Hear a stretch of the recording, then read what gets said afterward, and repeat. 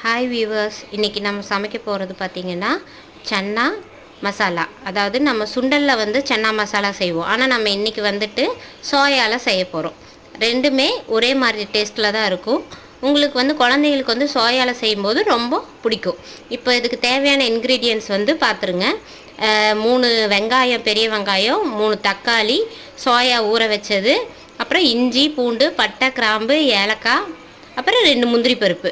இப்போ நம்ம வந்து இது வந்து தேவையானது. இந்த பக்கம் பார்த்திங்கன்னா தாளிக்கிறதுக்கு கருவேப்பிலை, பட்டை, அப்புறம் லவங்கம், மிரிஞ்சி இலை, அப்புறம் கடைசியாக நம்ம போடுறதுக்காக மல்லித்தலையும் வெல்லமும் வச்சுருக்கோம். அப்புறம் நம்ம மசாலா தாளிக்கும் போது இந்த சில்லி பவுட்ரும் மட்டன் மசாலா பவுட்ரும் கொஞ்சம் ஆட் பண்ணுவோம். இப்போ நம்ம அரைக்கிறது எடுத்துக்கலாமா? பெரிய வெங்காயம், அப்புறம் தக்காளி, இஞ்சி, பூண்டு, பட்டை, கிராம்பு, ஏலக்காய், முந்திரி பருப்பு, இதையெல்லாம் நம்ம ஃபஸ்ட்டு அரைச்சி எடுத்துக்குவோம். இப்போ நம்ம தாளிக்க போகலாம் வியூவர்ஸ். அடுப்பத்தை வச்சு நம்ம கடாயில் எண்ணெய் ஊற்றிக்கலாம்.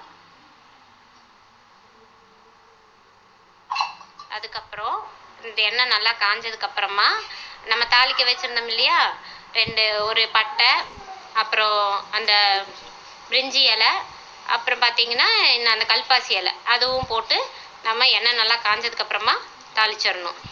தாளித்ததுக்கப்புறமா நம்ம அரைச்சி வச்ச மசாலா, தக்காளியும் வெங்காயம் அதெல்லாம் சேர்த்து அரைச்சி வச்சுருக்குறோம் பாருங்கள். இதையெல்லாம் வந்து ஒன்றொன்னா நம்ம 1 by 1 சேர்த்தணும், சேர்த்து தாளிக்கணும்.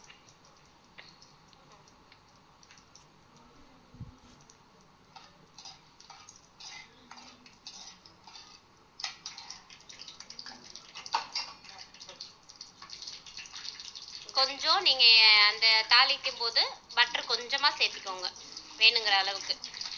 அப்போ வந்து உங்களுக்கு அந்த க்ரீமினஸ் கொஞ்சம் நல்லாயிருக்கும்.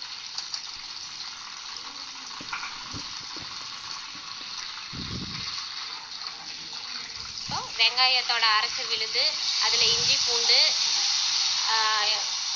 அதெல்லாம் நம்ம சேர்த்திக்கலாம். கொஞ்சம் அந்த வெங்காயம், அந்த பட்டை, கிராம்பெல்லாம் நல்லா அரைச்ச விழுது வந்து நல்லா வணங்கினதுக்கு அப்புறமா நம்ம தக்காளி விழுது அரைச்சதையும் சேர்த்திக்கணும்.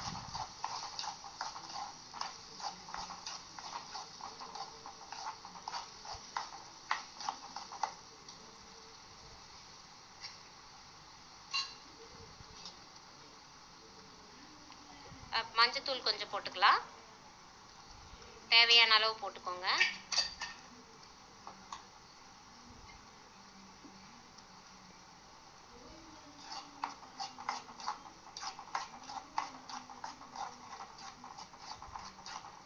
லைட்டாக கொஞ்சம் அந்த பச்சை வாசம் வெங்காயத்தில் போகிற வரைக்கும் வதக்கிட்டு அதுக்கப்புறமா நம்ம தக்காளியை சேர்த்திக்கணும்.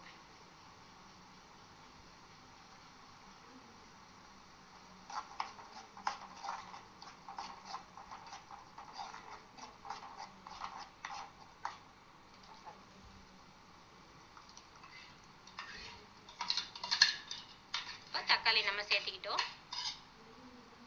அதையும் கொஞ்சம் நல்லா பச்சை வாசம் போகிற அளவுக்கு நல்லா வணங்கணும்.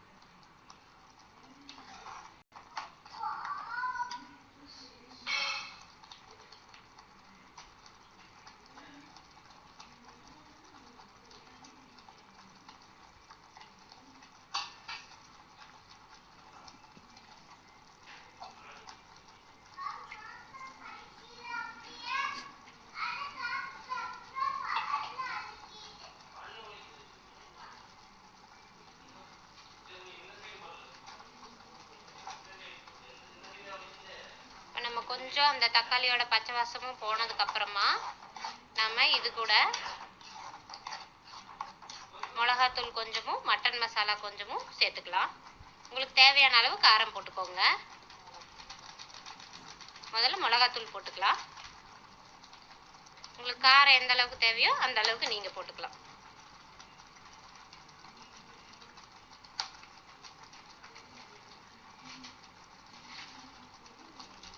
அதுக்கப்புறம் மட்டன் மசாலா,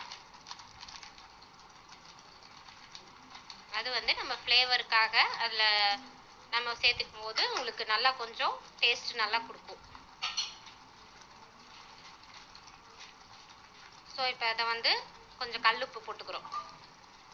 அதுக்கப்புறம் தேவையான அளவு எவ்வளோ வேணுமோ அந்த அளவுக்கு கல்லுப்பு, நம்ம எவ்வளோ கிரேவி செய்கிறோமோ அதுக்கு தகுந்த மாதிரி நம்ம போட்டுக்கலாம். போட்டுட்டு இன்னும் கொஞ்சம் நேரம் அதை வணக்கிட்டு அதுக்கப்புறமா நம்ம வந்துட்டு அந்த பச்சை வாசமெல்லாம் கொஞ்சம் போனதுக்கப்புறமா நம்ம சோயா சேர்த்துக்கணும்.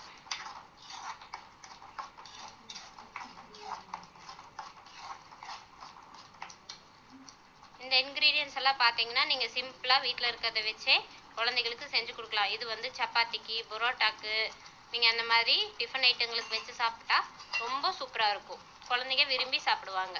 நம்ம காரமெல்லாம் அளவாக போடுறதுனால டேஸ்ட்டும் வந்துட்டு உங்களுக்கு ரொம்ப நல்லாவே இருக்கும்.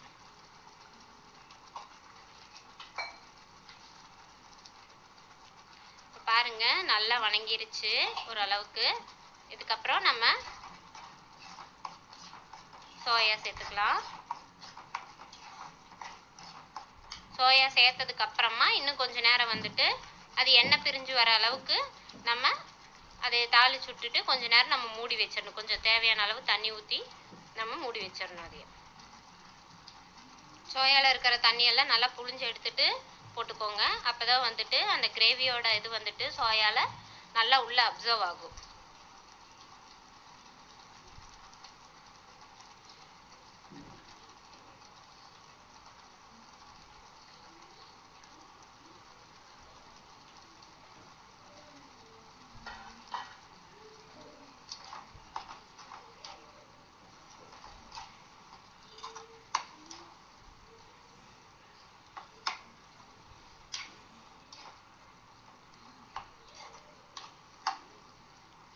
நல்லா நம்ம கலந்து விட்டாச்சு மசாலாவோட சோயாவை. இதுக்கப்புறமா நம்ம தேவையான அளவு கொஞ்சம் தண்ணி ஊற்றிக்கலாம். ஏன்னா அப்போ தான் கொஞ்சம் நல்லா சுண்டி நமக்கு கிரேவி பதத்தில் வரும்.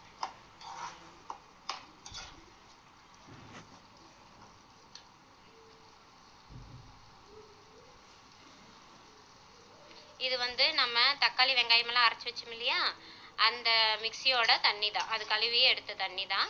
அது நீங்கள் அப்படியே கீழே கீது கழுவி ஊற்றிடாமல் நீங்கள் கடைசியில் இந்த மசாலாவுக்கு எக்ஸ்ட்ரா தண்ணி ஊற்றுறதுக்காக எடுத்து வச்சுக்கோங்க.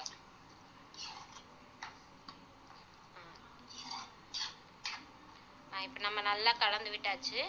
இதுலேயே நமக்கு இப்போ நம்ம மூடி வச்சிடலாம். கொஞ்ச நேரம் இன்னும் கொஞ்சம் கூட நம்ம தண்ணி ஊற்றிக்கலாம். தண்ணி ஊற்றிட்டு நம்ம அதுக்கப்புறமா மூடிடலாம். ஒரு 10 நிமிஷம் அது வேகணும் இல்லையா, அந்த மசாலாலாம் வெந்து அந்த சோயால இறங்கணும். அதுக்கப்புறமா தான் நம்ம வந்துட்டு கடைசியாக மல்லித்தலை, கருவேப்பிலை எல்லாம் போட்டு நம்ம ஃபினிஷ் பண்ணிக்கலாம். இப்போ வந்து தேவையான அளவு தண்ணி ஊற்றி நம்ம மூடி வச்சிடலாம்.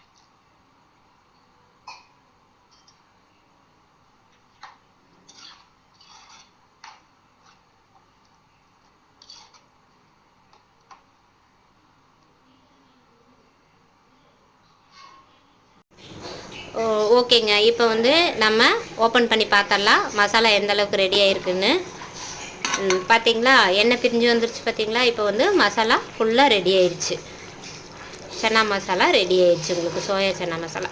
இதுக்கப்புறமா நம்ம கொஞ்சமாக வெல்லம் எடுத்து வச்சுருக்கோம் இல்லையா, அது வந்து உள்ளே நம்ம சேர்த்துக்கலாம். வெல்லம், அதுக்கப்புறம் கருவேப்பிலை, மல்லித்தலையெல்லாம் இருக்கும், அதெல்லாம் அப்படியே மேலே போட்டு தூவிட்டு நம்ம ஒரு கலக்கி இறக்கிட்டா வேலை முடிஞ்சுதுங்க.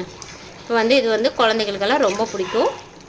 நீங்கள் அடிக்கடி வீட்டில் செஞ்சு கொடுங்க. சப்பாத்தி, பரோட்டா இந்த மாதிரியெல்லாம் செய்யும்போது இந்த சன்னா மசாலா செஞ்சு கொடுங்க. சோயா சன்னா மசாலா குழந்தைங்க விரும்பி சாப்பிடுவாங்க. Thank you viewers.